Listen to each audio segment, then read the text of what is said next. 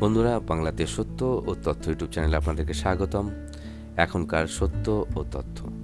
তাজমহলের যে দরজা খুলতে ভয় পায় ভারত সরকারও, ভিতরে কি সেই অজানা রহস্য?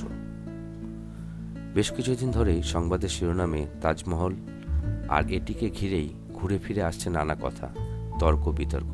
তবে এরই মাঝে আরও একটি ভিডিও ভাইরাল হয়েছে সোশ্যাল মিডিয়ায়। শোনা যাচ্ছে তাজমহলেই রয়েছে এমন এক দরজা যা খুলতে ভয় পান ভারত সরকারও। তবে তা কতটা সত্য সে নিয়ে কিন্তু বিতর্ক রয়েছেই। ভিডিওতে বলা হয়েছে তাজমহলের নির্মাণ শুরু হয় ১৬৩১ সালে। গবেষকরা এই স্মৃতিসৌধ নিয়ে বছরের পর বছর গবেষণা করেছেন, আর তাদের অনেকের মতে এই তাজমহলের নিচে রয়েছে হাজারেরও বেশি দরজা। তাদের মত অনুযায়ী তাজমহল যতটা উপরের দিকে রয়েছে ঠিক ততটাই রয়েছে মাটির নিচেও। জানা গেছে মাটির নিচে এমন এক রাস্তা রয়েছে যার মাধ্যমে বহুদূর পর্যন্ত গিয়ে বাইরে বেরোনো যায়, কিন্তু সে সময় দরজা শাহজাহানের সময় বন্ধ করে দেওয়া হয়। কক্ষগুলিও ইটের গাঁথনি দিয়ে বন্ধ করে দেওয়া হয়। তবে এই কক্ষগুলো বন্ধ করে দেওয়া নিয়েই বহু প্রশ্ন ঘোরাফেরা করছে।